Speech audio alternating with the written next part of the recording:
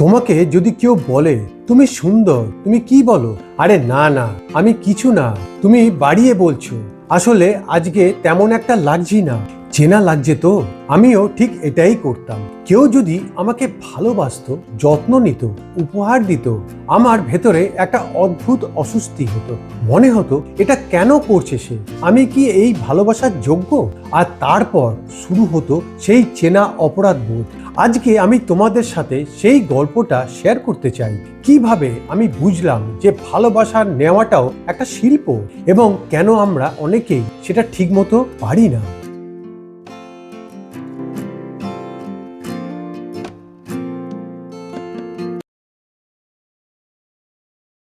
আমার জীবনে একটা সময় ছিল যখন আমি সবার জন্য সবকিছু করতাম।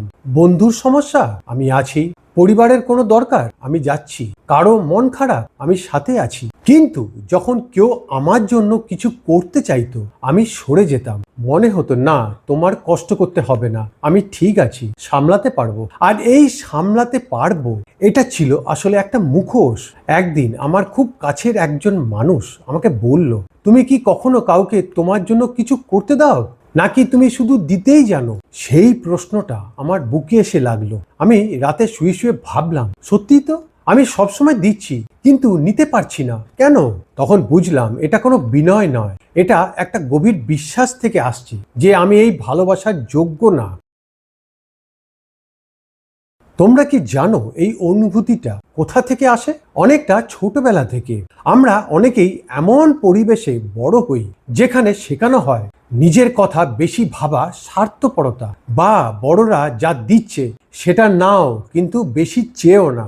অথবা হয়তো আমরা দেখেছি যারা যত্ন নিতে চাইতো তারাই একদিন চলে গেছে, তাহলে কেন নেব? কষ্ট পাওয়ার জন্য? এই ধারণাগুলো আমাদের মনে এত গভীর বসে যায় যে আমরা বুঝতেই পারি না কখন এটা আমাদের ভালোবাসা নেওয়ার ক্ষমতাটাকে খেয়ে ফেলেছে। সাইকোলজিতে একটা কথা আছে, receiving love is an act of vulnerability. মানে ভালোবাসা নেওয়া মানে নিজেকে দুর্বল করে দেওয়া। আর আমরা অনেকেই দুর্বল হতে ভয় পাই, কিন্তু সেই দুর্বলতাটাই আসলে শক্তি। পরিবর্তনটা হঠাৎ আসেনি, ধীরে ধীরে এসেছে। প্রথমটা ছিল ছোট একটা মুহূর্ত। আমার একজন বন্ধু একদিন আমার জন্য চা বানিয়ে নিয়ে এলো, কোনো কারণ ছাড়া, শুধু বলল তোমার জন্য। আমার প্রথম প্রতিক্রিয়া ছিল, আরে তোমাকে কষ্ট করতে হতো না। কিন্তু এইবার আমি থামলাম, নিজেকে বললাম চুপ করো, শুধু বলো ধন্যবাদ। শুধু দুটো শব্দ, কিন্তু সেটা বলতে গিয়ে আমার গলা ধরে এলো। কারণ সেই দুটো শব্দের মানে ছিল, হ্যাঁ আমি এই যত্নের যোগ্য। দ্বিতীয় জিনিস যেটা আমি করলাম, থেরাপি। হ্যাঁ আমি জানি এখনো অনেকের কাছে এই শব্দটা অদ্ভুত লাগে, কিন্তু থেরাপিতে আমি বুঝলাম যে আমার এই না নেওয়ার অভ্যাসটা আসলে একটা সুরক্ষা ব্যবস্থা, নিজেকে হার্ট হওয়া থেকে বাঁচানোর চেষ্টা। তৃতীয় জিনিস, আমি একটা প্রশ্ন শিখলাম, নিজেকে জিজ্ঞেস করতে। যখনই কেউ আমাকে কিছু দিতে চাইতো এবং আমি সরে যেতে চাইতাম, তখন নিজেকে জিজ্ঞেস করতাম, যদি আমার প্রিয় মানুষটা এই মুহূর্তে আমার জায়গায় থাকতো, আমি কি চাইতাম সে সেটা নিক? হ্যাঁ, তাহলে আমি কেন নেব না? এই প্রশ্নটা জীবন বদলে দিয়েছে।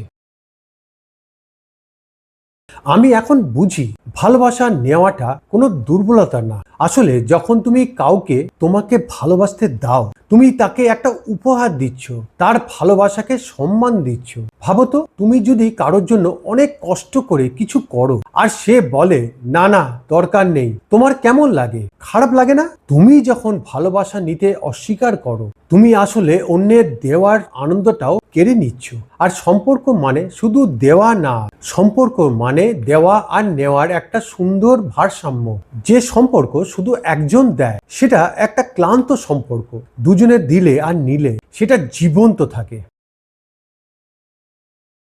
তোমাদের মধ্যে যদি কেউ থাকো যে এই অনুভূতিটা চেনো, এই অপরাধ বোধ, এই আমি যোগ্য না, তোমাকে একটাই কথা বলতে চাই, তুমি যোগ্য, শুধু এটুকুই। তোমাকে সেটা প্রমাণ করতে হবে না। তোমাকে সবকিছুর বিনিময়ে ভালোবাসা আর্ন করতে হবে না। কেউ তোমাকে যত্ন করতে চাইলে নিতে দাও, শুধু বলো ধন্যবাদ। আজকে একটাই ছোট্ট চ্যালেঞ্জ দিচ্ছি তোমাদের, পরের বার যখন কেউ তোমার জন্য কিছু করবে, ছোট্ট হোক বা বড়, শুধু বলো ধন্যবাদ আর সেটাকে পুরোটা অনুভব করতে দাও। দেখবে কতটা পার্থক্য হয়। এই ভিডিওটা যদি তোমার কোনো কাজে লেগে থাকে তাহলে একটা লাইক দিও, শুধু সেটা আমাকে জানাতে। আর যদি তুমি এই ধরনের কিছু অনুভব করেছো, কমেন্টে লিখো, তোমার গল্পটা শুনতে চাই। সাবস্ক্রাইব করতে ভুলো না। আমি প্রতি সপ্তাহে এরকম মন আর জীবন নিয়ে খোলামেলা কথা বলি। ভালো থেকো, নিজেকে ভালোবাসতে দিও। দেখা হবে।